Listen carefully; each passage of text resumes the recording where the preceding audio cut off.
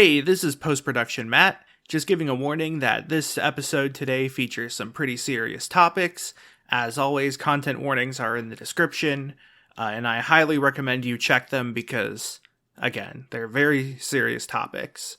Viewer discretion is advised. I'm connecting to the internet. Internet. Networking software. World Wide Web for when a computer today. Computer. NetSurfer Pro. Well, Matt, main host of NetSurfer Pro, a whirlwind ride through the World Wide Web. Yes, Galen, co-host of NetSurfer Pro, or Whirlwind Ride Through the World Wide Web. I can't help but feel like the 0 o'clock a.m. club has kind of been a bust. Yeah, we haven't really been able to get an entire ring around the campfire. It's been sort of a triangle with missing sides. Yeah, I mean, we've had an entire rotating cast of characters telling all kinds of wacky stories. I mean, there was the guy who just left who told the story about the podcast that had to cut an episode because one co-host was particularly kind of at fault. Yeah, and I said that would never happen. It's not realistic enough to be scary. Yeah. And so... What was that guy's name again? It was like... Belon Blusk? Yeah, and then there was the guy who told the story of the loop that a single car could go through, which was, ironically, I think his name was Blil Blates. Right, yeah. And I said I had that as a kid. Yeah. It kind of felt like he just, he played with Hot Wheels and he had that, machine that, was like a dinosaur. Yeah, exactly. And it would, bite down on the track. Yeah. That's the scary one, because you don't know when it's going to bite down on the track. Exactly. I think the story would have been better if he actually brought that Hot Wheels here. Mm-hmm. But he didn't, so we had to turn him away. Yeah. Well, it seems that we have only one person left. So, I guess, bring them in the door, the proverbial door. Let's see, I'm just gonna check my notes here. I wish I had some paper for Foley work here. Oh my goodness. Wait a minute. I'm so shocked, I feel like I'm not about to talk for a while. It's me, Cypher Spaghetti! It's Cypher from Valorant! Hey, it's Cypher from Valorant, that's my famous catchphrase. I'm so glad to have you, Cypher. What have you prepared for us today? Well, famously, I am a writer that's in the lore of Valorant. I'm a prolific writer, and I thought that today I would bring you probably the scariest story I've ever written, which is the call. Oh, yeah, sorry, no, I forgot how this club does it. Ahem. Submitted for the approval of the 0 o'clock a.m. club, the callback that no one got. Once, there were two podcasters who went to Schnucks, which was a local St. Louis chain of grocery stores, to get some pizza rolls. And then the other podcaster said to the first podcaster, wait, you didn't even, check my blood sugar or put food in my mouth? I mean, I could have been, this could have been a thing with my diabetes. And the first podcaster said, that's a really good point. I will have to reflect on this behavior because I did not actually consider that fact. The end. Wow, that actually sounds very familiar. Yeah, that sounds really strangely familiar. I'm also only just now talking again. I've just been in shock this whole time. In shock and awe, honestly. Shock and awe and terror. Yeah, that was a pretty scary story, I must admit. That was really spooky, man. I was so ready to close this whole situation, but I really think that Cypher from Valorant's beloved character kind of saved this whole season. Wait, there's still one more! Oh my goodness! There's one more character. There's another character. I'm just gonna sit over here then and drink some water. Sorry I'm late. My shift just got off. It's flight shift right now, Oh my goodness! Wait, is this beloved character Freight Conductor Bane? It's actually I've been demoted from ride operator to street sweeper Bane. Oh dang! Yeah, that. I'll clean up the hot dog wrappers and the turkey legs. Oh man, I appreciate that. Yeah, do you have a scary story for us today? Submitted for the approval of the 0 o'clock AM club. Hold on, I gotta get my accent right. This is kind of off. Submitted for the approval of the 0 o'clock AM club. It's the plumber with the normal voice. Oh my goodness, the plumber with the normal voice. That's one of the scariest things I can even think of, and you haven't even started the story. Does that mean I'm in? You know what? I think you're in. What do you You know what? I think we need to take a vote, actually. Hang on. If you can go drink some water with Cypher over there for a second, and hyper-realistic Mario as well. I brought a souvenir sipper. Oh, you brought a souvenir? A souvenir drink cup. It costs $2.99 to refill for the whole season. Wow, that's a very good deal, especially here at the 0 o'clock AM Club. We charge like $30 per drink. They take it out of my paycheck. Oh, that makes sense. Well, yeah, if you can just go over there and drink some water, we'll convene. So, Matt, we can't let these guys in. They're too good, right? Honestly, I think that just means we can improve. Oh, that's a good point. We can just learn from the masters. Yeah. Yes, learn from the masters. Yeah. All right, yeah. I think, you know what? I was ready to call it quits. I think this might have just saved the whole season. What about you, hyper-realistic Mario? It's me, a hyper-realistic Mario. Do you think they should be in? I think the only place they should be in is the garbage. But no, they were very good and they should join in the club. All right, I guess that settles it. Good huddle, team. Yeah, all right, come back over, you two. We have reconvened and we have decided that, I think, you know what? Five's a crowd and five's a club. I think that this is the perfect spread for the 0 o'clock AM club.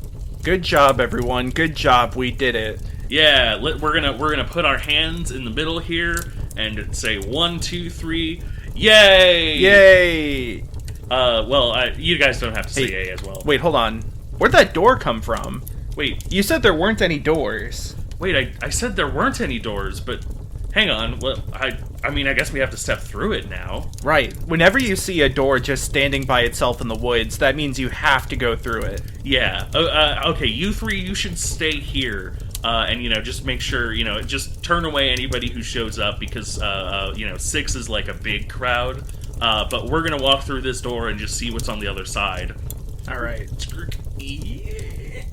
Damn it, we're back in the studio. All right. Oh, guess we'll just record our podcast episode. Fine. It was spooky season. I was so looking forward to it, but all right, well, this is Net Surfer Pro, a whirlwind ride to the World Wide Web. I'm your host, Matt. And I'm your co-host, Galen. And we have something very spooky prepared for the rest of the episode. But first, we have to talk about some important news that we have not yet at all covered, somehow. Yes. So I had been specifically avoiding this up until this point because I had been hoping that we could talk about it on the podcast, and I've just now seen it. Yeah. That's right. So we're going to do a bit of a Trailer Blazes. Trailer Blazes!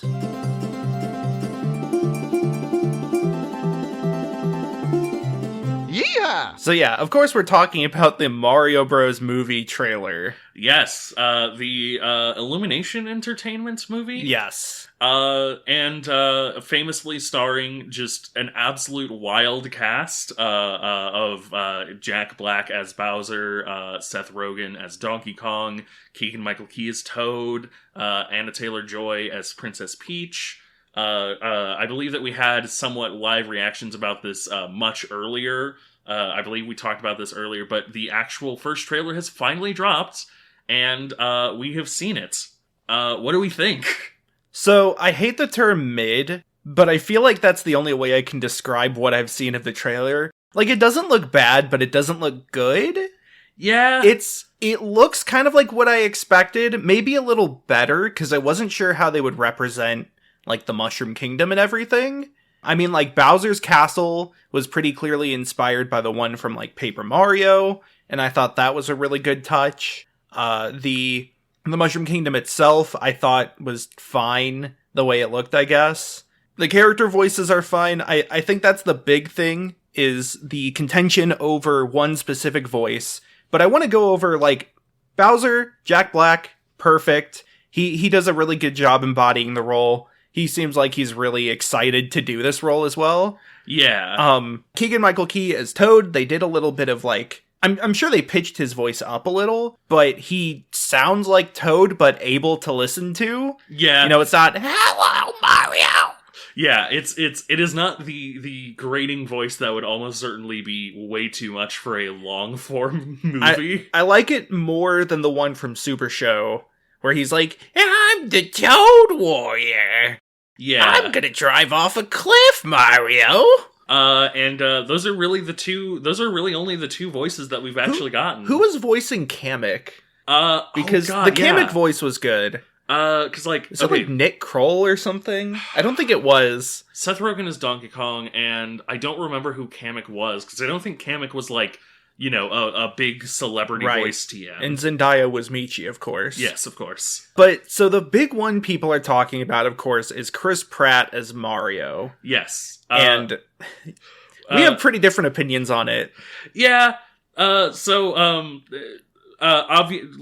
put the obvious thing out there. Chris Pratt, questionable as a person. We're not going to judge it based off of that. Chris Pratt has had many roles, a lot of them good, some of them not so good. This one, I don't know.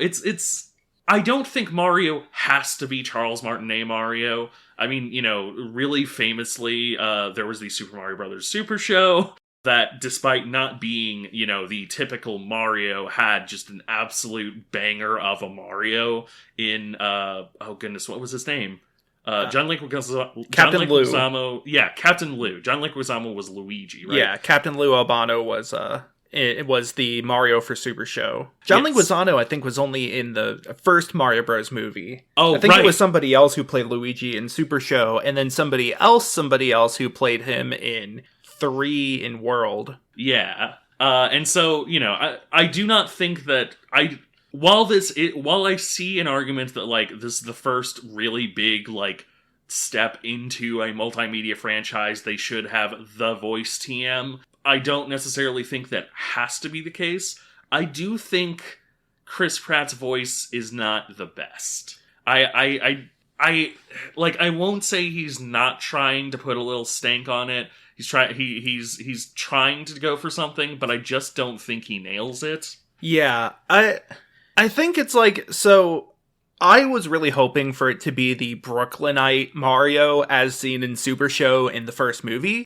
I think that is a great direction for the character in terms of non-video game media, and I think it makes sense that they would do that, because this seems to also be the quote-unquote origin story of him, like, taking the warp pipe, secret warp down the drain to, which, by the way, they found in the bathtub. I don't even know if it was their bathtub, but taking the secret warp pipe down the drain to the Mushroom Kingdom.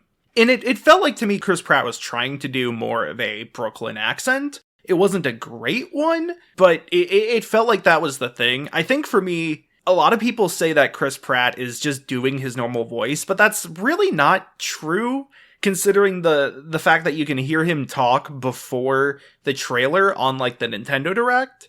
I think it is just, he is trying to do a voice, but he doesn't have the, I don't know, maybe the vocal range. It feels like Mario either has to be higher pitched than Chris Pratt or lower pitched than Chris Pratt. Yeah, it's literally mid-range. Like, yeah, it's like Mario has to be like, "Let's go," or "Luigi, what did you put in that pizza?" Yeah, and we barely get Charlie Day Luigi. Like, we get Charlie Day Luigi panting because he's running away, and that's it. And so that we can't really judge that. Mm-hmm. I am excited to see, like, how it comes out, because Charlie Day Luigi was one of the biggest things I was looking forward to. Mm-hmm. It was like literally top 3 was like Jack Black Browser, Charlie Day Luigi, and Seth Rogen Donkey Kong. Mm-hmm. And so, yeah, I honestly think that the ultimate take I have is kind of that It's really similar. It feels like the kind of thing where I look at this and go, this is just gonna be like a sort of, it's gonna be an elimination movie. Yeah. It's gonna be kind of mid. It does look like the animation is going to be like pretty good though. The first look is better than Sonic's first look. That is true. They were like, okay, we can't fuck this up. Yeah. This is not a first take of Sonic the movie. Yeah. Mario's face kind of looks weird. Maybe they were trying to make it weird for the trailer so they could have the publicity. That's more of a conspiracy theory, though. I have a real one, though. A real conspiracy marketing theory. Oh. So when we watched this, Galen only saw the trailer itself. Have you seen the direct that had him and Jack Black? Oh, I didn't. Okay. So here's the other big thing. Is that there was this Nintendo Direct that they did to announce the trailer, and beforehand, Chris Pratt and Jack Black both talked a little bit about their history with Mario, and Jack Black was he was really getting into it, he's Jack Black, he's a gamer, but then Chris Pratt was like, I've loved Mario ever since I was a kid, playing in the arcade, stomping Koopas in the arcade machine, and everybody was making fun of him. They were like, actually, those were not Koopas in the arcade machine. Those were just turtles that the Mario Brothers arcade was doing. Koopas weren't introduced until Super Mario Brothers, which did not appear in the arcades. I genuinely think Chris Pratt is playing into the fact that people think he's just some schlub.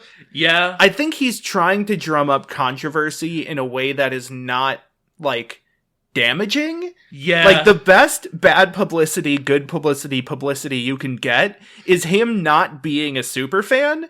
And I would not be surprised if he is actually a big fan of the series, but wants to play into the public perception for the sake of publicity. Yeah.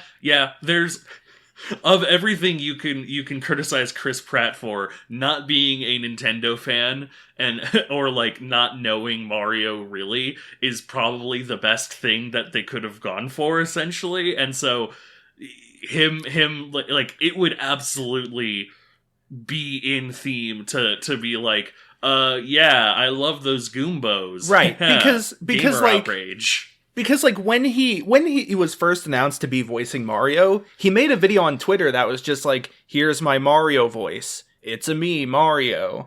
And that was clearly making fun of or playing into the joke about how people were like, oh god, what is Chris Pratt gonna sound like? Yeah. So he definitely did that already. So I wouldn't be surprised if this interview was meant to further that and get people talking about the movie. Yeah.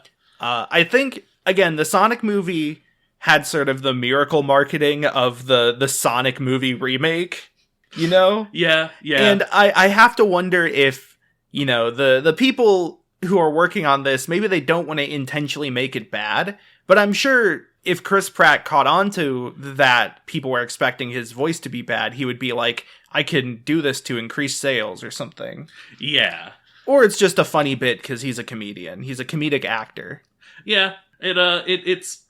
I think just kind of the end result that I walk away with is this looks like it's going to be a fine, an IGN 7 out of 10 movie.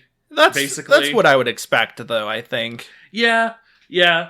And, I think, you could make a case of, this is even though it is an Illumination product that is starring a lot of non-Nintendo people, it is still something clearly Nintendo branded, and Nintendo pretty famously doesn't like to just give out their IPs anymore, ever since certain incidents. Yeah. Some pesky plumber incidents. Yeah. And so, it could be you could make an argument of hey, Nintendo, you really should be doing better, especially considering this would be the one thing that Sonic actually destroys you in. But counter argument, Nintendo being so protective of their IPs means they surely would have had more oversight into this project. And so, the decisions that have been made would be closer to the original vision of Mario. Yeah. Than before. So, yeah. So, this is what we are seeing, which must mean they have faith in the people working on the movie.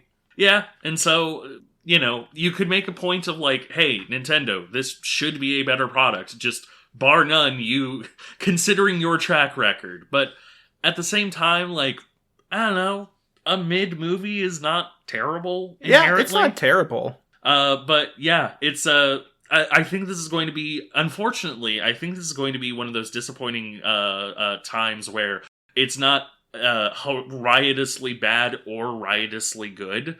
It's not a Sonic movie or a Mario movie. A Mario movie. Yeah, an original Mario movie. Like, it's just kind of gonna be, an animated movie that comes out. Maybe it'll get a sequel. Who knows? But yeah, until there's other trailers and stuff, I would say temper your expectations, but I basically have no expectations. Exactly. Set your expectations low so they can't be lowered. Yeah. Something like that. So hey, speaking of low expectations... No. Speaking of Chris Pratt, no. Speaking of companies coming out and making something mid off of something great. Ooh, okay. So yeah, today for the finale of Spooky Month, we have of course recorded 4 episodes, with one of them seemingly mysteriously vanished. Let's not dwell on that. But we have talked about Mario Creepypasta, and we have talked about a spooky game. So of course we are going to finish off the month with another spooky game for sure. Maybe one of the spooky games of all time. Yeah, one of the most iconic spooky games of all time. And that is, of course, Yume Nikki. You've probably read the title. The Fact Corner. Yes, Yume Nikki, which translates to Dream Diary, was created by Kikiyama, a developer just known by their pseudonym. Not much else is known by them. And created in RPGmaker 2003... and released in 2004. Despite the engine, the game doesn't really have any RPG mechanics like combat, leveling up, alternate party members, or even dialogue, really. Instead, it's mainly an exploration game where you travel through surreal landscapes. It later received a manga adaptation and a light novel adaptation, as well as a sequel in 2018. The sequel being, I think it's called like Yume Nikki Dream Diary, the full title. Being a 3D like platformer walking sim rather than an RPGmaker game. And those all have received mixed reviews, both from newcomers to the scene and longtime fans, seeing as the game has developed sort of its own cult hit over the years. Yes. However, we're not really going to be talking about them. We're mainly focusing on the original. Yes. So the original game was released on 2chan, the original Chan board that would then give way to 4chan and various other Chan boards. Mm-hmm. It was released sort of like sporadically. It would have various updates. I believe the last official update, quote unquote, was like technically version 0.12 essentially, but because this is the last version that was created before basically no other updates were made, and then this was the version that years later got like fully localized with a full English translation once the series was like bought by Play-An, I believe that was the company. Playism. When the series was bought by Playism and released officially as Yume Nikki, and then had the sequel, that is the version that we're going to be discussing today. Yes. This is the Steam release, which is pretty much the same as the 2007 final update, with a few bugs. Mainly because RPGmaker 2003 is a shitty engine, and it's an old engine, and it does not work well with a lot of modern game sensibilities. Fun fact, OBS just cannot record RPGmaker games. Oh god, that sounds horrible. Yeah, so you have to use screen capture. So, Yume Nikki is a game that follows a character named Madotsuki, a woman who has locked herself in her apartment. This is what is known as a hikikomori, which is sort of just a Japanese term / sort of, not concept, but like a thing that happens societally in Japanese culture where people get really disillusioned or they experience trauma and they pretty much just live inside their apartment or their room for years upon years. Yes. It's a common issue that has been sort of talked about and researched and discussed a lot. The reason why Matsutsuki has locked herself in her apartment has never been stated within the game or I think in other media. Yes. The main gameplay consists of you going to sleep and venturing through her dreams, where you explored weird and surreal and disturbing landscapes, and you meet unusual creatures, as well as gathering effects, which are these sort of abilities that change Matsutsuki's appearance and give her other sort of powers and things she can do. The game doesn't have much of a goal or direction. There is a sort of secret ending if you unlock all 24 of the effects and then complete some other sort of stuff with them. But there is much more to the game than just those effects. Obviously, there is sightseeing and traveling around all the different locations. There are a lot of weird occurrences throughout the game that the community has called events. Oftentimes, these require very specific directions, whether it's a specific route through the dream world or using an effect a certain way with a certain NPC or a mix of those even. And a lot of those have sort of become the centerpiece of the game itself. It is very much sort of a gallery where you are... The enjoyment of it is more about getting lost and finding these weird things. Yes. The dream world itself consists of a hub of 12 doors, each door having its own design and leading to a different sort of dream world. And in those dream worlds, you can find various objects and NPCs that obviously give you effects, but also some of those will teleport you to other areas of the dream world, going further and further down. So it's sort of this giant interconnected web maze of these sort of main locations and then sub-locations that all sort of loop around each other, branch off. It's worth noting that most of these locations, especially the sort of main dream doors, are infinitely looping in multiple directions. And this is actually just a thing that RPGmaker can do. It has a built-in, like, screen wrapping sort of mechanic that you can use, or feature. And so there's a lot of sort of infinitely looping terrain. There is also a lot of sort of geometric patterns. There's not a lot in the way of, like, landmarks for most areas. It's just sort of getting lost. Though while sort of the intent is to not really know where you're going, getting lost, and maybe, like, stumbling upon something weird, there are usually enough objects to navigate. Like, important things in a given dream world will often be sort of able to be lined up with other landmarks or scenery, whether it's like, go down past 2 light posts and then turn right, or keep going right until you see 3 candles and then go north. Stuff like that.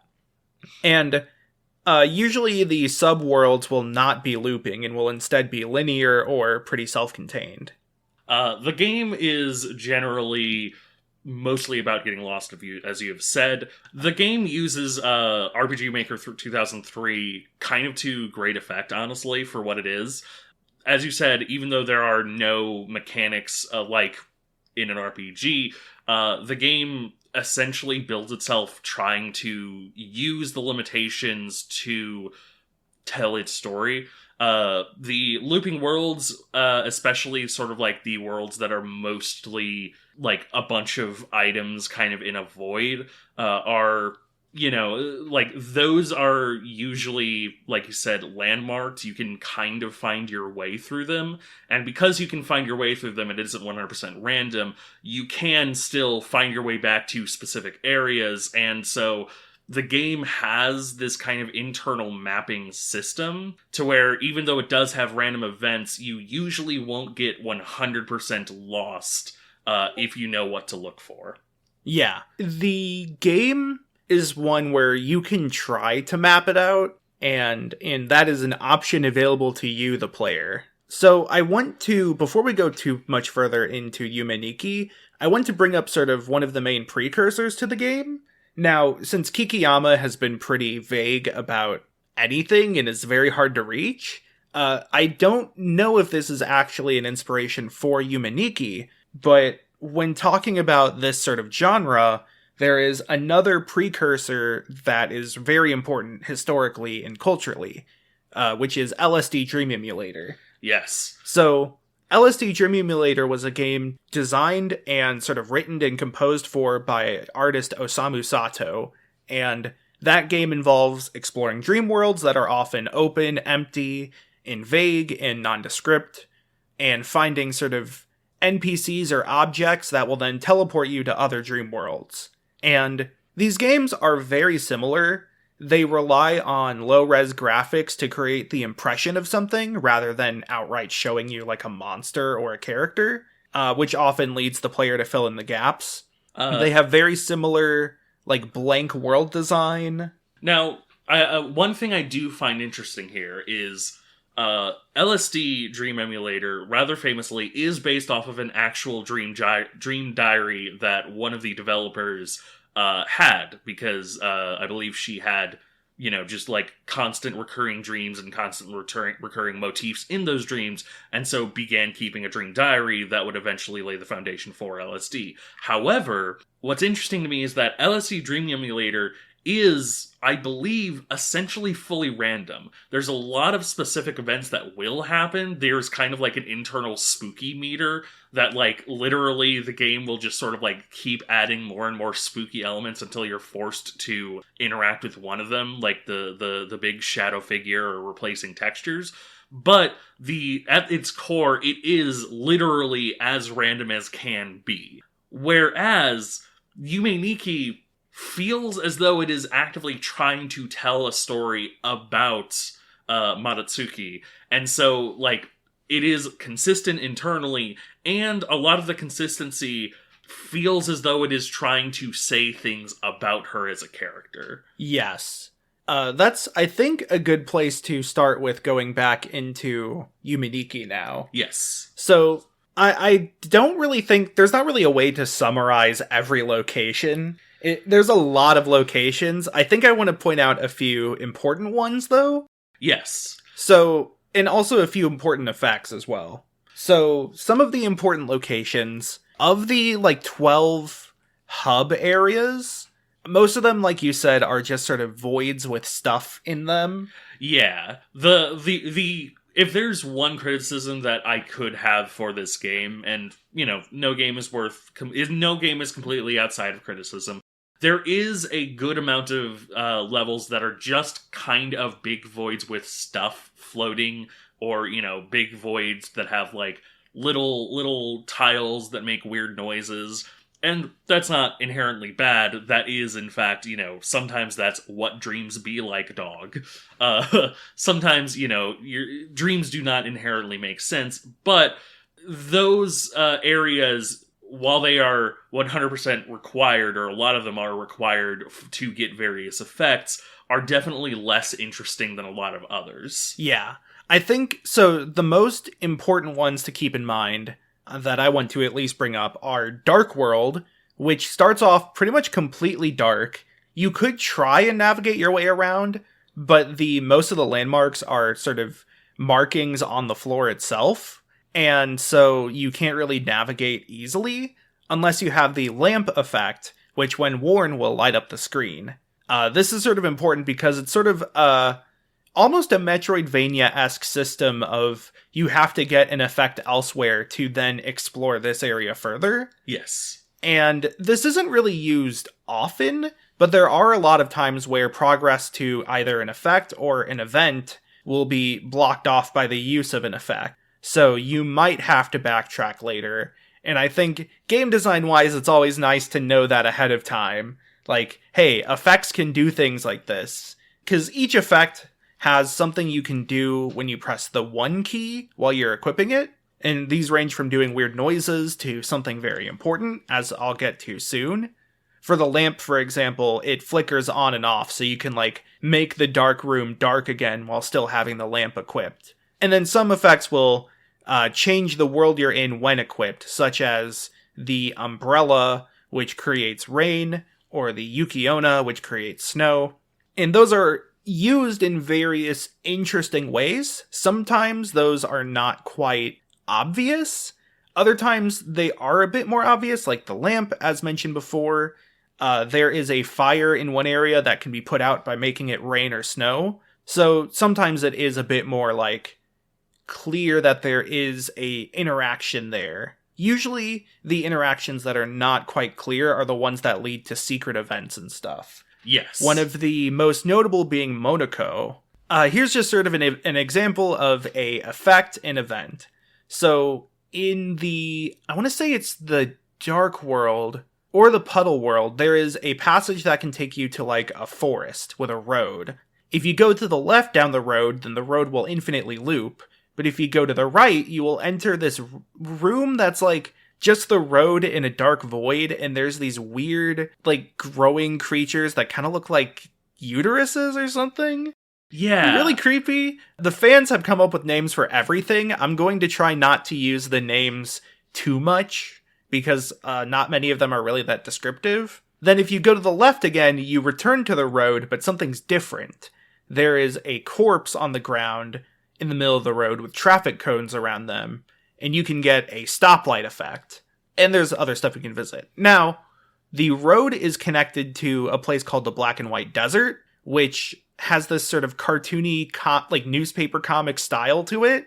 Very, monochromatic, kind of sketchy. And that is sort of a hint that if you go to a different entrance to the Black and White Desert found in the Block World, then you can use the traffic light there. There's a girl in a tunnel who just kind of walks back and forth. She has sort of a dead look in her eyes.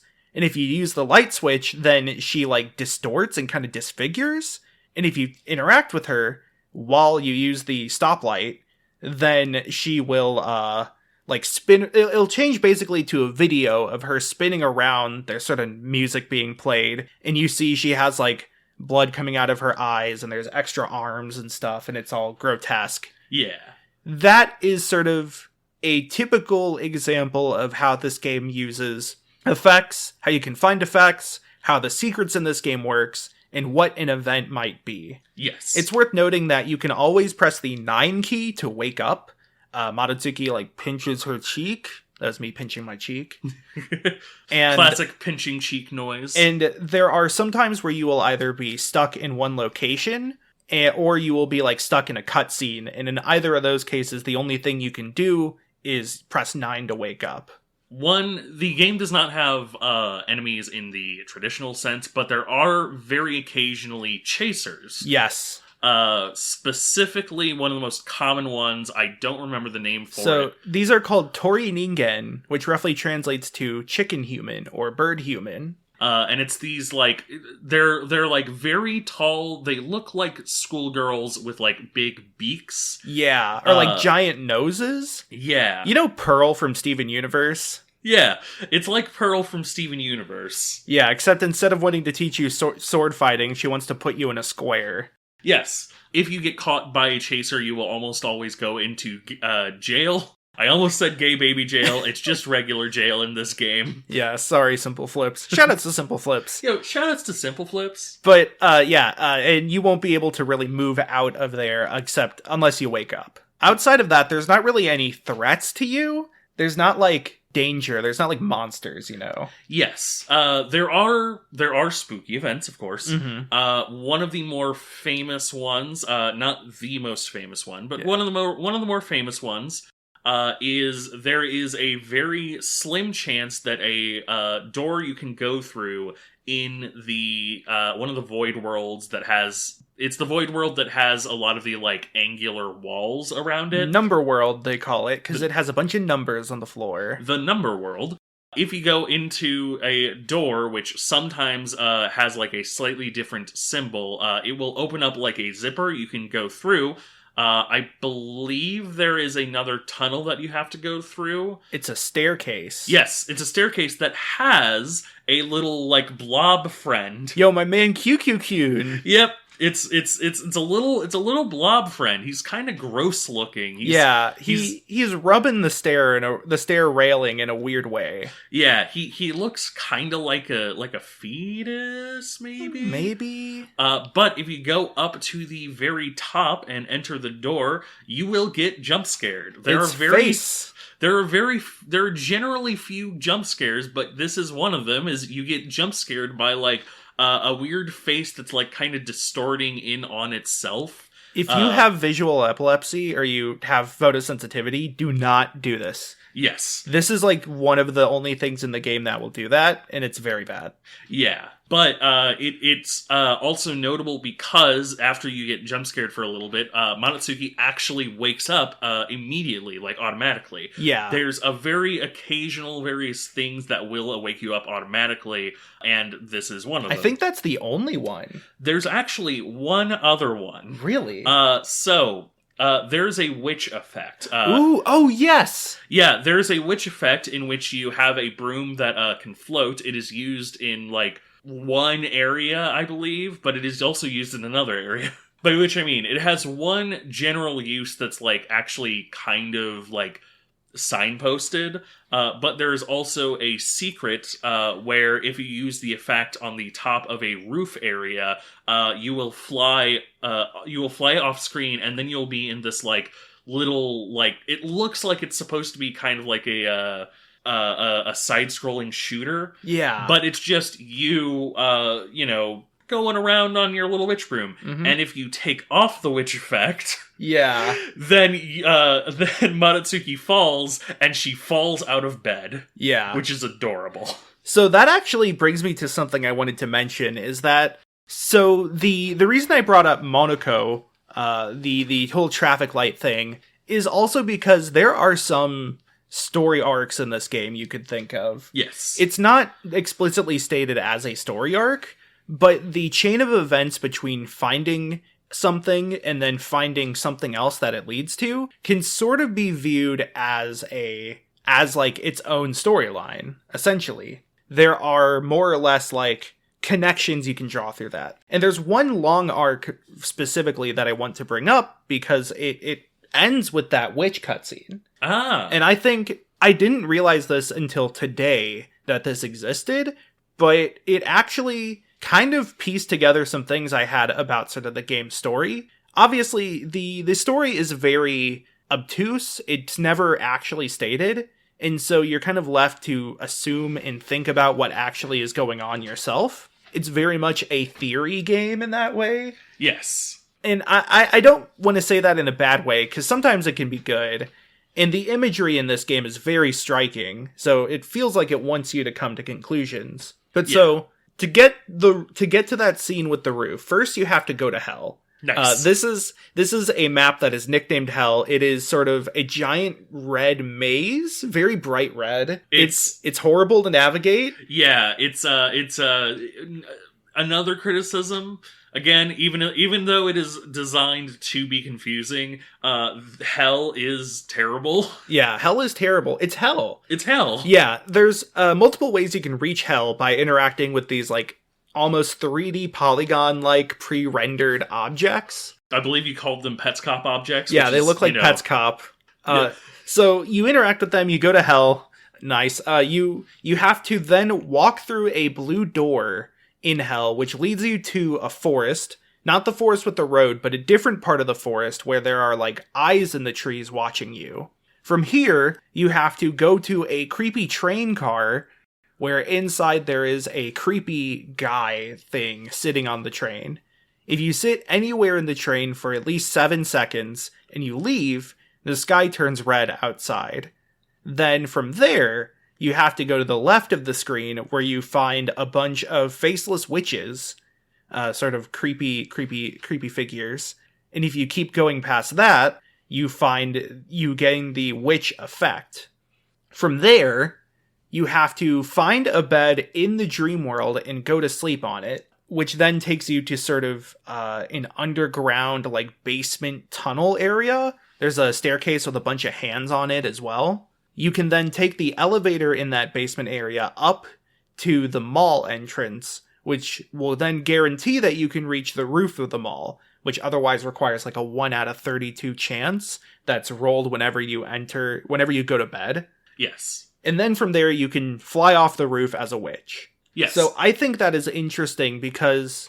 it's worth noting that the Dreamworld overworld parts are very nondescript and abstract, but a lot of times the further down you go through the dream, the more realistic the locations will be.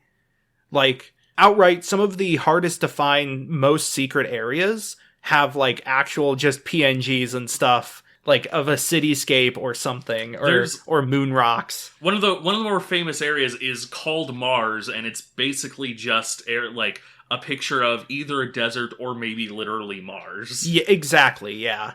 And so there's sort of this feeling that, like, the surface dream, when you're just starting to dream, is very vague and obscured.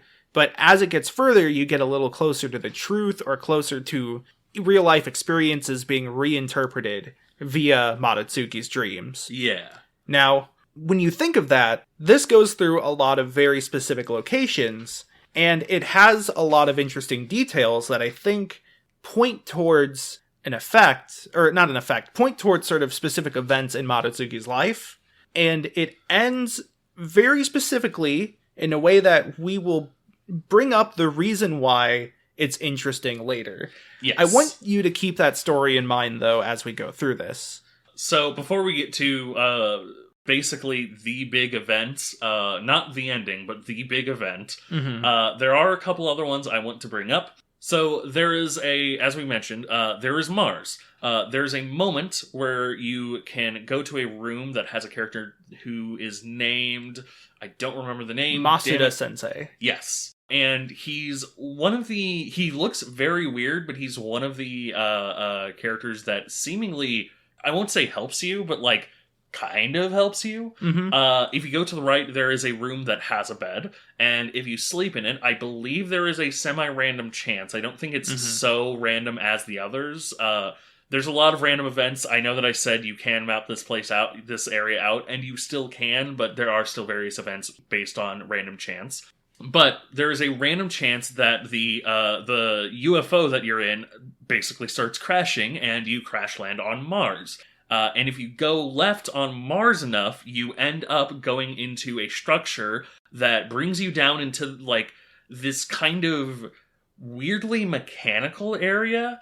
And to the farthest rightmost area is Mars-chan, who is a big blob-looking guy. Yep. It looks like he has a foot, and he's kind of blue. He looks like galaxy-style stuff. Yeah. This gets into a lot of theories and stuff as well, but I think one of the more prominent theories is that it's like supposed to resemble a fetus or a child as well. Yeah.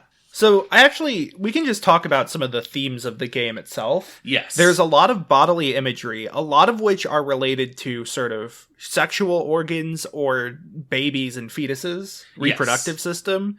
We mentioned that fetus, the other fetus. We mentioned the uterus-looking creatures in the forest. There's also, for example, there's a lot of other like phallic imagery. There's also in one of the worlds, I want to say the, like, what they call graffiti world. It's the one with different music-making tiles on the ground. Yes. There is another thing in that background that kind of looks like a baby in a womb, or maybe an earlobe. There are also a lot of disembodied heads. Faces, I think, are prominent partially because, you know, there's the whole thing where humans have an easy time recognizing faces to the point where we can see faces and things that aren't faces. Yes. Due to, like, evolutionary biology or whatever. But also, there's a lot of just disembodied heads. There's a disembodied head effect that just makes Madotsuki a head. There's a sort of secret in the black and white desert where you stab a guy. Oh, we didn't talk about the knife. Yeah. Shit. Okay. We should. Hold on. Yeah, we should talk about the knife really quick. All right, so of the effects, there are there are a whole lot of effects, but there are very few that have specific gameplay purposes. I think literally the two most famous ones are the bicycle, which is primarily famous because it makes you faster, and this is a game that you need a run button. Yeah.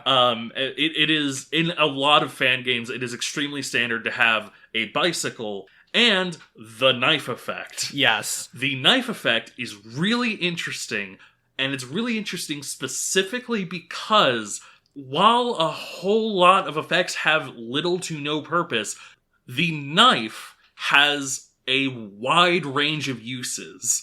Yeah. It is only, I think, specifically needed in one area where you walk in and are immediately crowded by a whole bunch of NPCs, but a whole lot of the NPCs will react to being stabbed with the knife. Yes, a lot of NPCs will just die. Sometimes they give you money, which you can spend at vending machines. There is this giant slime ball that will just make a face in horror and pain if you stab it. The Tori Ningen, not all of them will immediately try to chase you, but if you stab them, they will then try to chase you. And one of them leads to an interesting secret that I'll talk about a bit later. The little blob guy on the staircase that we mentioned earlier, I believe, also has an interesting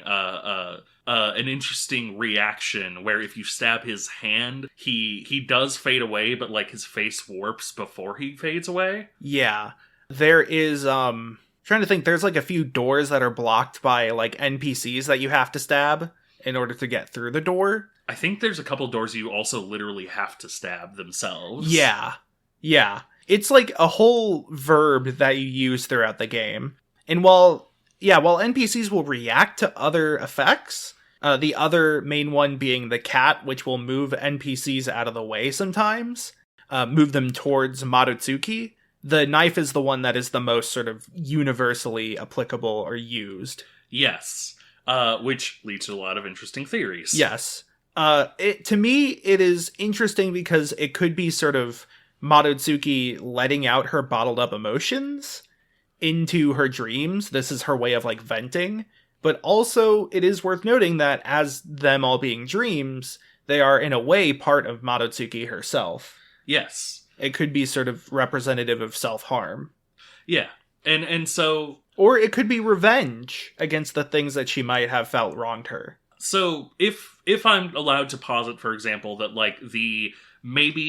for example, the quest line you mentioned of finding a dead body on the ground, which gives you the stoplight, which then you can take to Monoko, and she distorts, could maybe theoretically lead to a idea of maybe she witnessed a death. Yeah. The knife is one of the most analyzed effects because it seems to imply that either Marutsuki herself has, maybe stabbed people, maybe she has, committed some kind of violence, maybe she is just sort of obsessed with this idea of violence, maybe it's just sort of that dark area in your brain that asks, what if I were to just take a knife and stab people?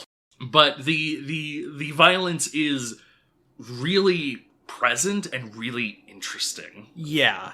It's especially interesting that you have to kill to reach a lot of secret stuff, like the decapitated head secret in the Black and White Desert, where these decapitated heads float through the air. There's also, speaking of heads, just a lot of things made of heads. If you go through the road where the dead body is and you enter the desert from there, then you can go into a tunnel that leads you to, first, a weird head with its tongue extending into the air, and then also a creature with a jaw that kind of wobbles. Yeah. The fans have called it the thing with the quivering jaw, which is a really great monster name. Yeah. And not only does that have a weird head, but there is another weird head that is the door you use to enter that room. Yeah. Isn't that a head that has the entrance on the back of its brain? Yeah. Yeah. There's also the floating head thing that looks like a mix between a floating head, a nostril, and a lung. And that flies through the Black and White Desert randomly. Yes, extremely randomly, I believe, because I think that's like a 1 in 3,200 chance. It's one of the rarest events, Yeah. There's just a ton of faces as well throughout the game. The Dark World has a lot of faces on the ground. The Graffiti World has some faces on the ground. There's just faces baked into everything. Notably, of course, a lot of the art in this game is very heavily inspired by indigenous art. Yes, specifically South American indigenous cultures. There are some references to like Easter Island and sort of Polynesian cultures. There are some references to African cultures, notably the Kalimba event. But there's a lot of references to ancient Andean culture, most notably the Paracas culture. The Paracas culture had, so they developed weaving techniques and artwork that has sort of progressed through to later Andean cultures like the Nazca, and then later the Incas, which are probably the most famous. But the Paracas, so not only did they have this weaving sort of culture, which is present in Madotsuki's room on a rug on her floor, but a lot of the motifs they used are also very like repeatedly used throughout Yume Nikki. Also, something interesting is that a lot of the Paracas textiles feature kind of the same pattern repeated over and over again throughout the thing. It's like a repeating pattern, which fits the general looping architecture of many of the dream worlds. Oh, yeah. Going back to the Nazca, there are some Nazca lines in the shape of a monkey, and there is a repeated monkey image throughout the game that is like very similar in design to the Nazca line monkey. And I feel like part of that is because of a reason I'll get to in a second. Part of that, though, is because it's just like there's just a lot of like monkey imagery. There's just a lot of monkeys. There's a lot of monkeys. A big what one, if Monotsuki just liked monkeys, man? Maybe. A big one that also appears is the Flying Man, which was a motif throughout the Paracas sort of artwork and weaving in textiles especially, where it's like a guy with wings holding a severed head sometimes just holding a spear. Severed head, note the severed head. Note the severed head. And it mainly appears in the background of the hub world itself in sort of a kaleidoscope pattern. It is just like a flying guy. And like, it's important because anthropologists have sort of speculated that a lot of these garbs were for funeral purposes. Probably because they were found with dead bodies in like tombs and whatnot. Yeah. And the Flying Man especially is a symbol that was sort of used a lot with those funeral garbs and sort of mummy wrappings. And so it could be speculated that this is how Madotsuki views her bed or her dreams, as sort of her funeral garb. In a way, like, her bed sheets are the textiles wrapping around her body, or the rug, on the floor, her apartment itself is sort of a tomb in this case. Yeah. The fact that the flying men are in the hub world could mean that she views this as sort of her afterlife. There are a lot of references to the afterlife as a concept, not only in terms of the community calling things hell or whatever. There's a whole like garden that has like you go through this city garden. There's an overlook that sometimes has a UFO, and then you can go into like a little shed there that has a bunch of white flowers, which is of course a symbol for like death and passing on. And then if you interact with one and leave, it changes you to go to a map that is like black square stone buildings, which really feels like sort of its own limbo-like afterlife. Also continuing the indigenous imagery, there are a number of stairways in the game, of course, but one of the most prominent ones, the one that leads to that garden afterlife place, looks a lot like the sort of Mayan staircase design as seen in like Chichen Itza, for example. Do we talk about it now? I want to talk about another theme I've noticed, which is gender and sexuality. Yes. I've already mentioned a lot of the body parts that are phallic or resemble like female reproductive organs. I think there's a lot of interesting notes about gender, though, in the game. For example, Madotsuki can enter the men's or the women's toilets. Yeah, that's right. I do remember I was this. expecting one of them to be locked. A lot of effects in the game, by the way, it changed Madotsuki's body image. I know there's ones for being short, being fat, being undulating. There's ones that change hair. 2 of the hair change ones, blonde and long hair, are easy to find because they're in one of the main dream worlds. And those are like things that you can really easily change by going to a hairstylist. You know, getting your hair colored or dyed or cut or not cut. The last one, though, is poop hair, which is hidden away in one of the secret areas. And it's like Madotsuki's negative view of her hair is the one that's hidden deep away. Yeah. Whereas the ones that are like, maybe I'd like this more are different, you know. They're found easier to find, but her like deep-seated sort of self-image issues are further away.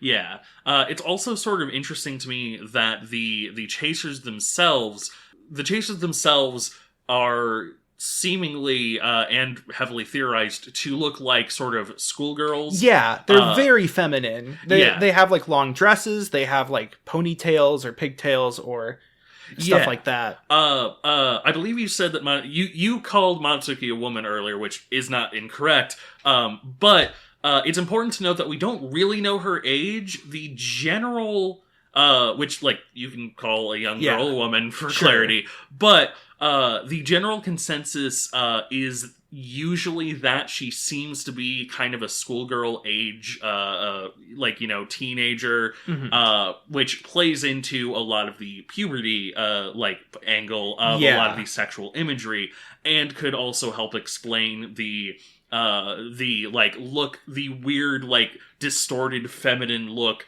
of the chasers. Which, you know, could then sort of theoretically lead into this idealized look of how sort of a woman is supposed to look. Right. Maybe?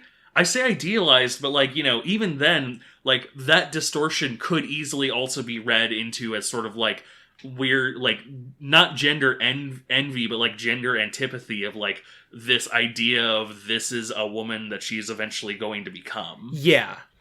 Also worth noting for schoolgirl-wise is Monoe, who is the other event girl that is in the Black and White Desert, who looks kind of like smug and sinister. Yeah. Like a very, like, Ju-on the Grudge style, The Ring style, like, J-horror girl. Yeah. For lack of a better term. Yeah, that's really interesting. I think it's also worth noting, going back to the effects, that, like, the effects that aren't just, like an item you hold, a lot of them are based off yokai, which are sort of ghosts and monsters in Japanese mythology. These are things like the Yukiona, the Medamune, the Nopurabo, the Oni, of course, the Umbrella, kind of, but not really, but kind of. There's a lot of like demons and stuff like that. And the fact that Madotsuki can turn into them makes it feel like it's very much a sort of body dysphoria or dysmorphia in some way. Yeah. Madotsuki is not comfortable with her body, perhaps. I would also posit that it could also mean essentially that she finds comfort in these things. Yeah. That not that she views her body inherently as disgusting, but that, like, because there's evidence to suggest that she feels very othered by sort of, you know, like, the image of what a girl is supposed to be, she finds a lot of comfort in yokai mythology and in the sort of strange and supernatural, because that's what she views herself sort of, like, aspiring more to be. Yeah.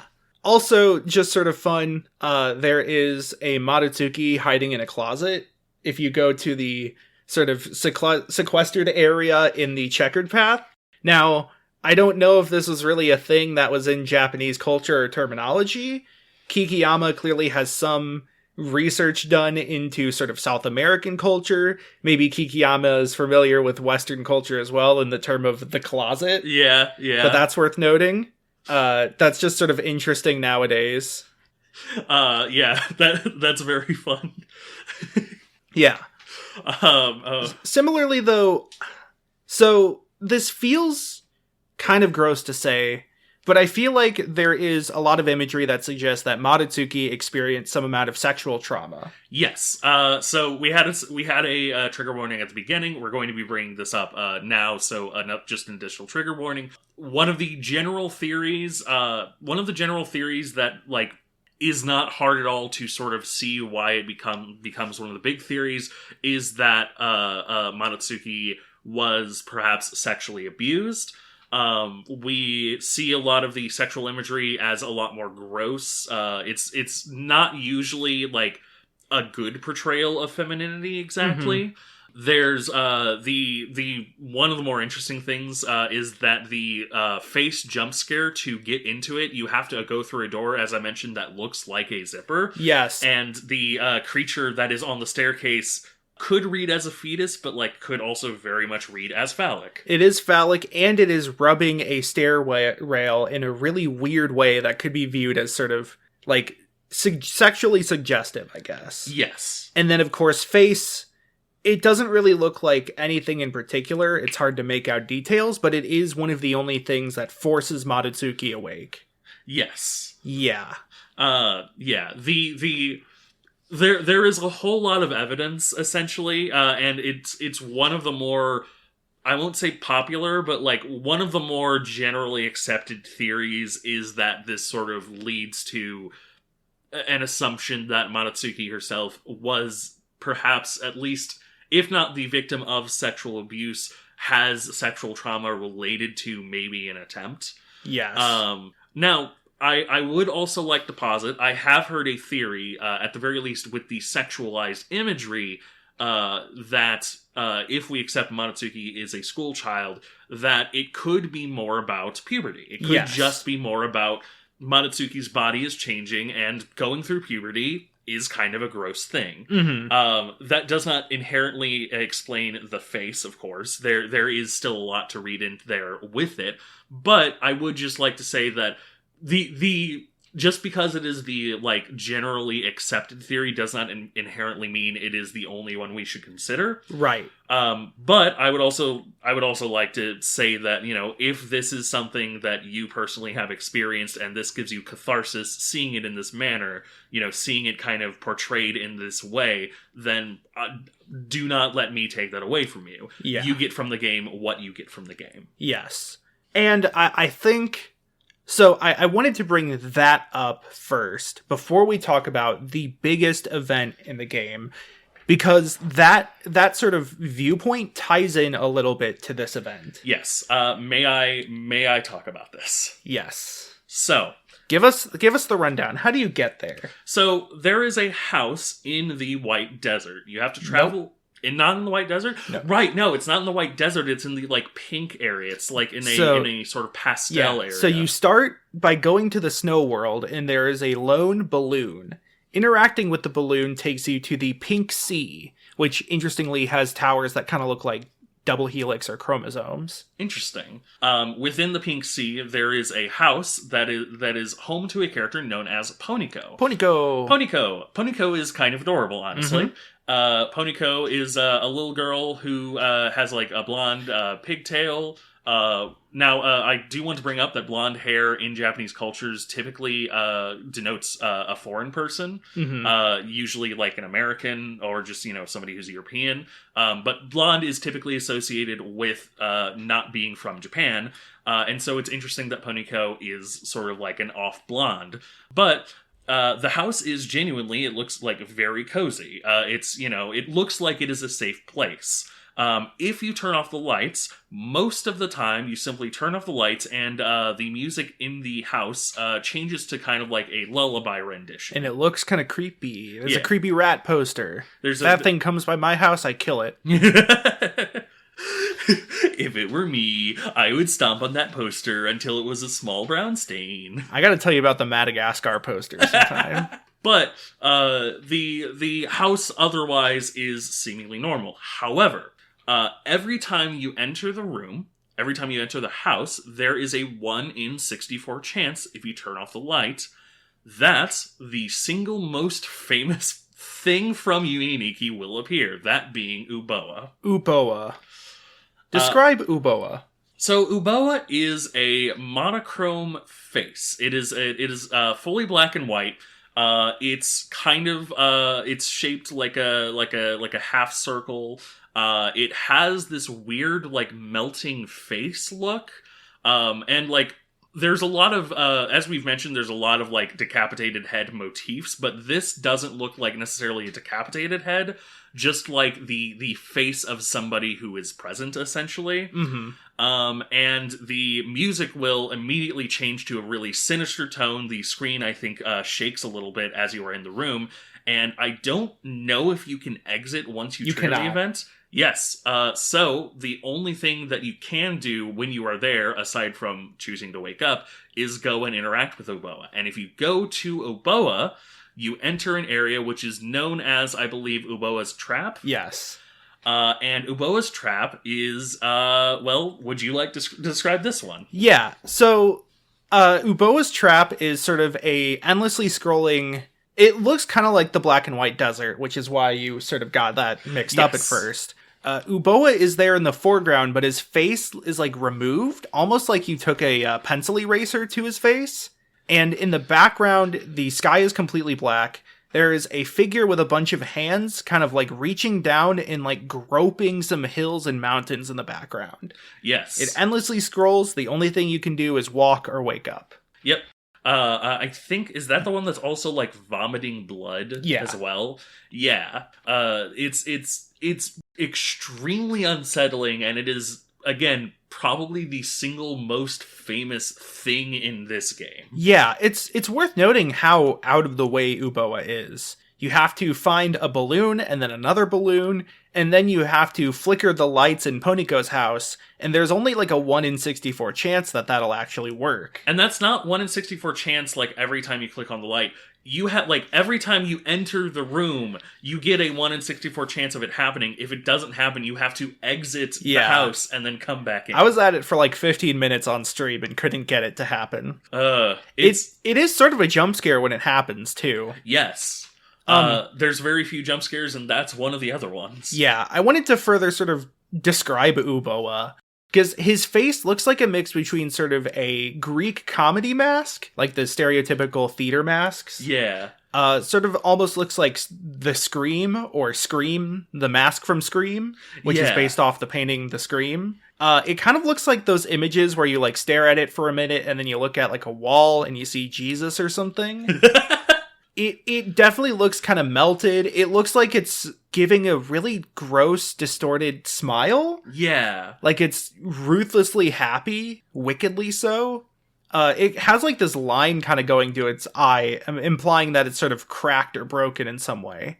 Uboa gave me like nightmares as a kid. Yes. I was definitely too young when I first saw a playthrough of this game, both because I didn't catch all of the imagery and themes, but because I was just scared to death by Uboa. Jesus Christ. Yeah, so my general, I think I mentioned this before, my general, like, childhood scare things was usually reading TV tropes pages for things I shouldn't have.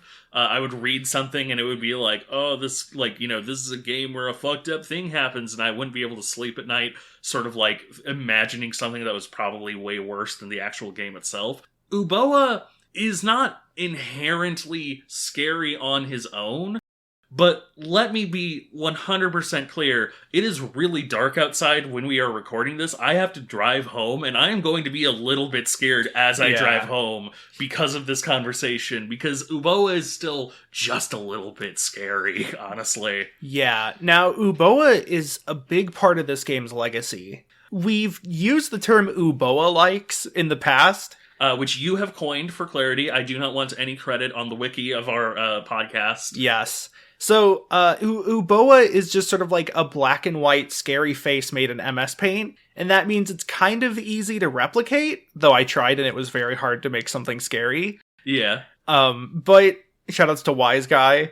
But like, it has sort of been a template that other indie game devs have used in other indie games. Yes. Undertale is probably one of the more notable ones with Gaster. Yep. Yeah, Undertale has used it with Gaster. I'm Scared has used it with the I'm Scared Ghost. I do not know what the I'm Scared Ghost is called. It's Scared. Oh, yeah, He Scared. says its name. That's right. It says, I'm scared. And it's like, hi, Scared, I'm Dad. Yeah. Everhood has a number of them that you actually fight in one of the final bosses. Nice. They're just like ghosts of regrets. Omori has some. Generally, a lot of... I don't want to talk about the general legacy of the game yet, but it has become sort of its own trope or cliche in indie horror games. Yeah. I think Spooky's House of Jump Scares has something kind of like it at a few points. Yeah. You could argue that the monster design in Faith is influenced by it. Ooh, yeah, that's a good point, honestly. Mortars. I wanted to touch on one other main sort of theme in the game before we talk about the legacy of the game. Also, just to mention, as mentioned about the White Desert, not the White Desert, Uboa's Trap, the imagery there seems to suggest very much that, like, again, sexual abuse of some kind.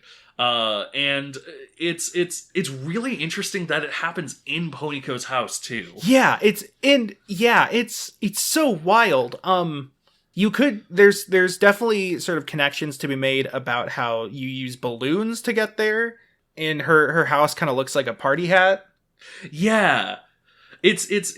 It seems to imply, reading between the lines, that, like, this is a childhood friend that most of the, like, she'd hung out with a long time, had a good time with, and something happened with, like, an adult in the room, or, you know, something to that effect, where I mean, to say the time, we have a trigger warning at the beginning of the episode and earlier, so it seems to suggest that maybe some kind of adult at an event, at a party, either sexually abused her, maybe she witnessed sexual abuse of some kind on Poniko, perhaps, because it, again, you know, Uboa turns, like...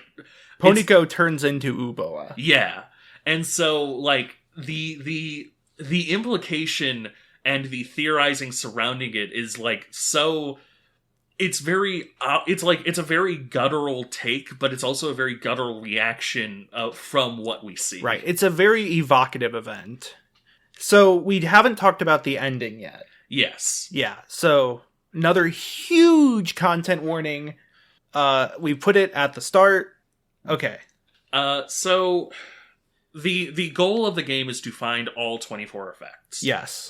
This is, I think, only made explicit in the Steam version through the tutorial effect, which I think was added for the Steam version. Yeah. But the goal of the game is getting all 24 effects, and once you get them, you have the ability to like put them away. They turn into like an egg, like an Easter egg. Yeah. Yeah. They turn into Easter eggs. And then you can pick them up if you want the effect again, but otherwise you can just kind of leave them there. And when you have placed all 24 eggs in the Dreamworld hub, you can then leave, wake up, go outside, and on her balcony, there is a little stair ramp, a little step ladder. And I don't know if you can go back inside. But the only interaction you have with it is once you go to it and interact with it, she will step onto the stepladder and jump over the edge. And the ending that starts to play, I believe, will show a blood splatter on the middle of the screen and have the monkeys kind of like scrolling by some of the indigenous imagery, which, as we've mentioned, the indigenous imagery what is mostly associated, theorized to be associated with funerals, and so it very much suggests that she jumped off the balcony to her death. Now, this has also been one of the biggest causes for theorization, is essentially, does she actually kill herself? Does she actually commit suicide? And I would say it's hard to argue against it, but at the same time, with a game that is so deeply rooted in, like, trying to read between the lines, you could make a case that... I have heard theories that she is still dreaming, essentially. That this is essentially the culmination of the darkest part of the mind. But it's also it's not hard at all to essentially believe that the canon ending is simply that whatever events in her life she ultimately could not deal with. Mm-hmm. And it's, if I could have a single interview with one figure, it literally might be Kikiyama, because it's so...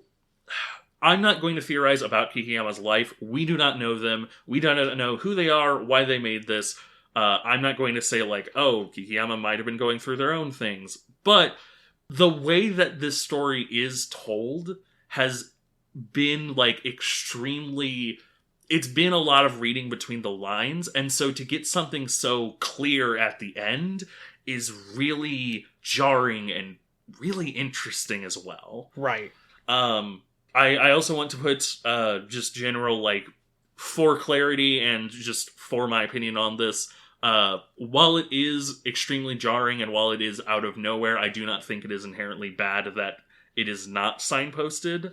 I think that, generally speaking, nowadays we do have a lot more about... we care a lot about, having trigger warnings for things, and I think that if this had come out in modern day, it probably should have had one. Mm-hmm. The time period is, the context of the time period in which this came out and the way in which this came out is important to consider. But I don't think that the fact that this is sort of such a jarring ending is inherently bad. Right. I think it is essentially using that shock value to make a point, because... again, hikikomori, a hikikomori? Yeah, hikikomori. A hikikomori is this sort of known phenomenon in Japanese culture, and so it could very well be making a point about the way that trauma affects people and the way that, people ultimately come to both lock themselves away from the world, dissociate themselves from the world, and ultimately, perhaps, decide to take themselves out of the world. Yes. It is an ending that is, I think, meant to be sudden and graphic, because it is meant to evoke that response in the player, that this is what can happen if you do not help people and help them feel loved, I guess. Yeah. If people are not given help, or if they are not told that they can seek help, this is what can happen. It is dark and grim and emotional, but it is meant to be empathic, I think. Yeah. I think one of the more interesting things that I've thought about a lot, especially with regards to this ending, is that there's a whole lot of imagery, there's a whole lot of sort of imagery of, other people, but as far as people that it seems like are people close to Monotsuki, it really seems like there's Poniko, maybe the child in the igloo, maybe the invisible person, and actually also the person in the UFO, Masuda Sensei. Yeah, Masuda Sensei, and it really seems like that's it. There's no parental imagery. That's another big thing. So, like, the reason I said Monotsuki is a woman is because we never see outside of her room. She could very well be a student that has only one room in a multi-room, single-family apartment. I always interpret it as she is, living by herself. Yeah. But it is very interesting that you never see any sort of family or indication of family. Yeah, which I think is equally interesting, of course, because... because a lot of the ways that we filter, the ways that has been generally accepted has been to be that she is, young, she's a teenager. We look at a lot of these things through those eyes, but usually that would also imply some kind of parental figure, or even, like, the lack of a parental figure in these dreams. Like, maybe that would be a specific thing, but it really doesn't seem like there is anything. And so it very much, like, if I am allowed to put my own interpretation on it, I feel like Matsuki is a woman, maybe, like, 18, 19. She's young, but I feel like whatever happened throughout her childhood essentially is so present because when you experience trauma when you are very young, that tends to be really damaging, and that tends to be like something that you don't grow out from as easily, especially not without help. And so, it seems like she could be obsessing on a lot of the childhood aspects because she never was able to like find help to get past a lot of it. Right. I think it's really interesting, by the way, that so one of the only NPCs that is really helpful to her is Masuda-sensei, who is a pianist. And additionally, the only room that has an outright friendly Tori Ningen is the music room where you get the flute. Yeah. I think that might have been her only real, like, escape or coping mechanism is music. But there's no, like, real indication of a music player in her room in the real world. I wonder if just her needs or her, like, real releases just weren't really met. Yeah. Her, like, coping mechanisms weren't really developed. Yeah. And I also want to say, I do not think that looking at it and wondering if it is not literally her committing suicide, but, maybe a more metaphorical thing is inherently bad. Right. Like, I think that looking at it and taking from it what you take from it is good, no matter what that is. And if you come away from it kind of like thinking, I do not think this is like literal events, this has to mean something more, in a game where everything has to mean something more is not inherently bad. Mm-hmm. And so, just because I personally lean more towards it's more of a literal event does not mean that you have to. Right. This is a game that is very much open to interpretation. It is not a game with a definitive answer, and that is part of what has made it so lasting throughout the years. Yes. Yume Nikki has had a huge impact on the indie game scene and industry. Yes. It released, first released in 2004, which was before the indie game boom of like 2008.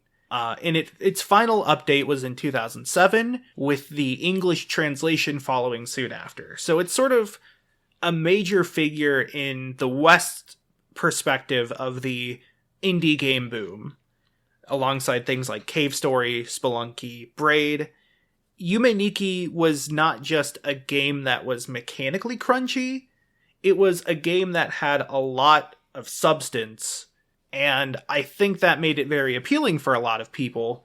Additionally, it used a engine that was pretty easy to get used to.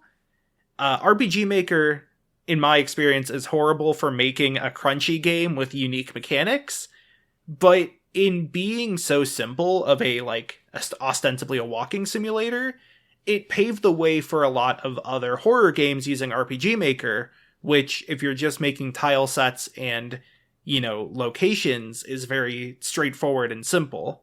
This led to a huge rise in sort of RPGmaker horror, with things like Ao Oni, Witch's House, Flow, Ib. There's a fan community that makes fan games like Yume Tuki, because the number 2 in Japanese is ni. Yep. So it's Yume Tuki. Yume Tuki specifically has a lot of references to a whole load of Yume Nikki fan games, such as LCD DEM, Rust, I believe, is the name of one. Oh gosh, I can't remember the name of the one where you're like a little flesh monster that like eats dreams. It's a weird little game. There's also a huge like influence over just RPGmaker games as a whole and indie RPGs as a whole. You see its influence over games like Undertale, Omori, Jimmy and the Pulsating Mass, Lisa, stuff like that. Yeah. A lot of RPGmaker games and indie RPGs nowadays draw inspiration from Yume Nikki. Off is another one. Yes. That we didn't mention. That is very inspired by Yume Nikki. Extremely. What's it called? One Shot has some Yume Nikki influence. I think that Kinder was a RPG Maker horror game that was released in 2003, which I think I don't know if it would inspire Yume Nikki, which came out in 2004, the first release. But I think that it essentially, it's this Ouroboros thing where like Kinder came out, Yume Nikki came out and had many aspects of Kinder in it, and then Re-Kinder came out in 2010, which clearly drew inspiration back from Yume Nikki. So even games that seemingly inspired Yume Nikki were then inspired by Yume Nikki. Yeah. Also, Anodyne has a lot of Yume Nikki references in DNA. Wadanohara is another RPGmaker game that has a lot of Yume Nikki DNA. Yep. It's had a huge influence on the scene. It's sort of it provides a different template to horror than something like Resident Evil or Silent Hill, because Yume Nikki is not a survival horror. It is just an atmospheric exploration horror where much of the horror comes in the imagery and the implications of that imagery rather than present threat to you. Yeah. It gained a huge cult following over the years as being sort of this dark, mysterious game. And the fact that we can still talk about it today, I think, says a lot towards its impact and its depth. Here's what I would posit. We said at the beginning of this that Mario 64 is a game that has possibly the least fourth wall remaining.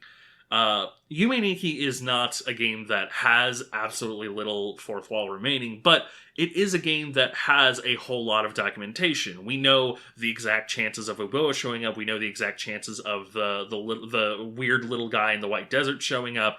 We have a lot of...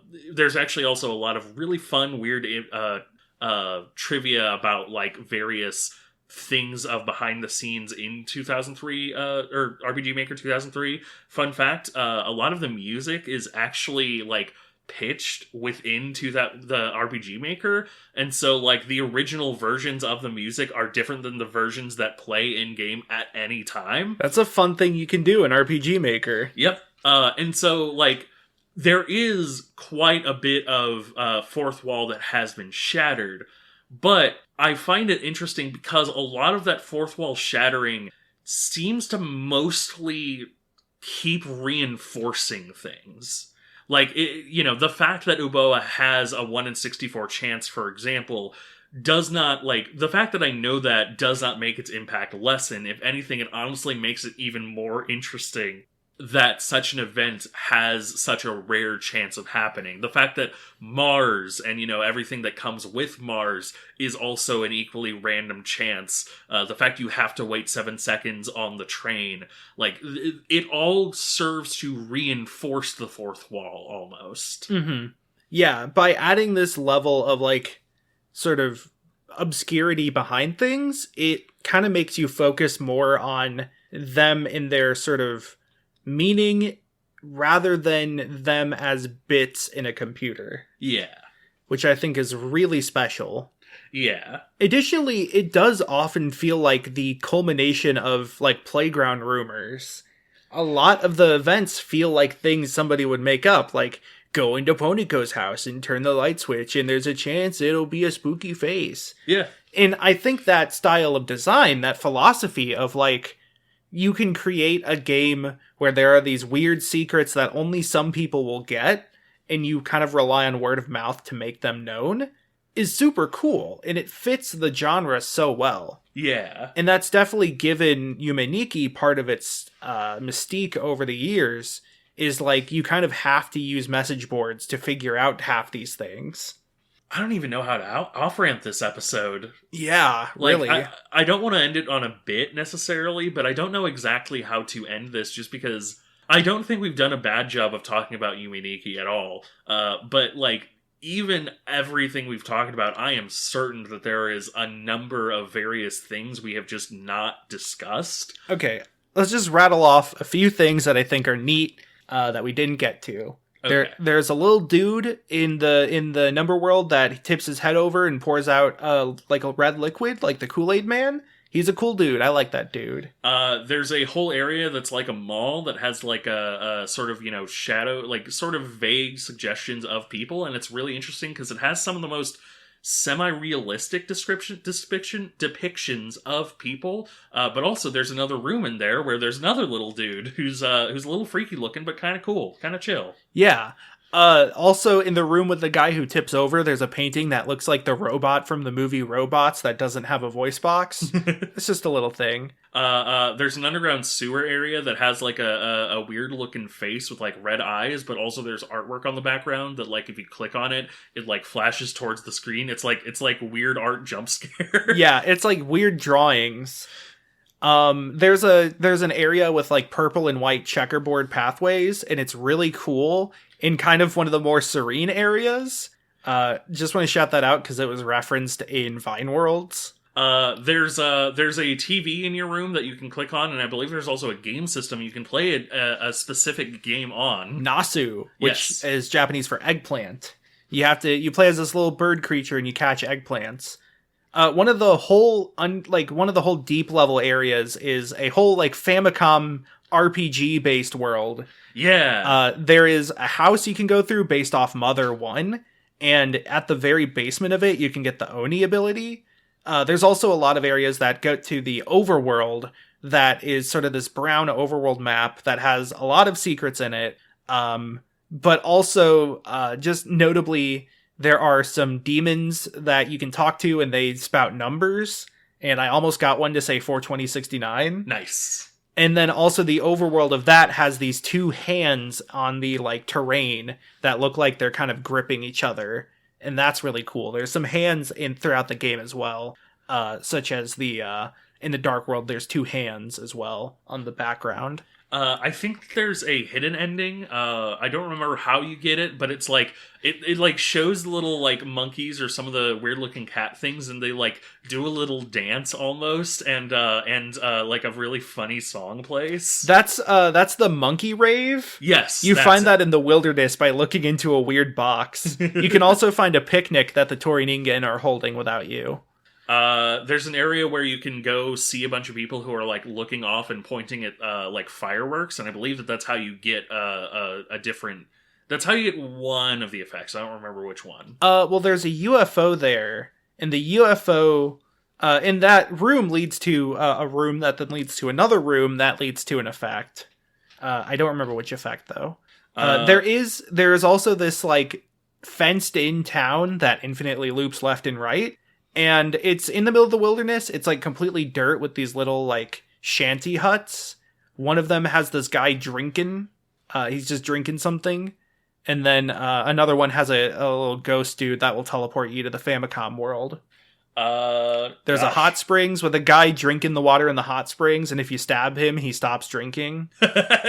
Stop that. There's this really nice boardwalk place as well that a fisherman can take you to. Not much else about that one. Yeah. There's an area where there's an area in the number world where there's a bunch of beds. If you stab the Toriningen there and run into one of the closets, you'll go to mini hell, which looks like hell, but it's just like a plus, like a cross. And there's a ghost Moritsuki in the middle. Oh yeah. So there's another Moritsuki in the closet. Yeah. Also, if you get caught by that Toriningen, you can get taken to an area that's like blocked in. It's just like a room, like a circular room. And if you step on the floor there, it'll create the hiragana symbol for all over the ground. So it's like, This game, there's a lot to this game. There's a lot to this game. There's a guy who the fans have called Steve Leaf Kureha, which is really funny. Nice. There's a guy named Rory Straw. All these names are made up by the community. There's not very few official names. God, I don't remember what the NPC is, but I'm fairly certain that there's an NPC that directly inspired the hammer guy from Deltarune. Hammer. The like hammer guy who upgrades you by squeaking on you, by like hammer squeaking on you. I thought really that was similar. Based off the hammer guys from Superstar Saga. Oh, is it? Damn it! I'm crossing the streams.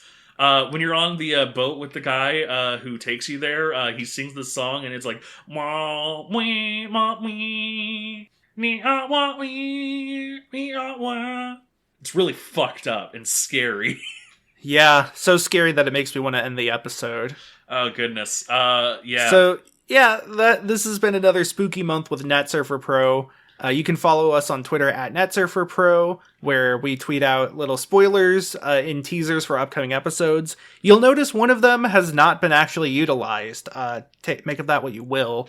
And you can also get updates on when our new episodes go out by following us on any podcasting platform you want. We're on pretty much all of them. Spotify, Apple Music, iTunes, Amazon Music, Google Play, what have you.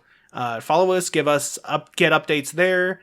Give us a rating, give us a comment, give us a review. Let us know how we're doing. Let us know what you'd be interested in us covering, or if you had any comments on things we totally forgot about and that you really desperately need to let us know about. Of course. Hey, Matt, where can they find you by any chance? You can find me on Twitter at Twakaroo, that's TWAKAROO, where I tweet out sort of my takes on stuff. I've been tweeting a lot of stuff related to Rivals of Aether recently, because I've been playing a lot of Rivals of Aether recently. Nice. You can also get updates on different projects I'm doing, like my music, my YouTube videos, and my streams, where I stream on twitch.tv/twack. I stream on weekdays. I play single-player games. I played a little bit of Yume Nikki on stream.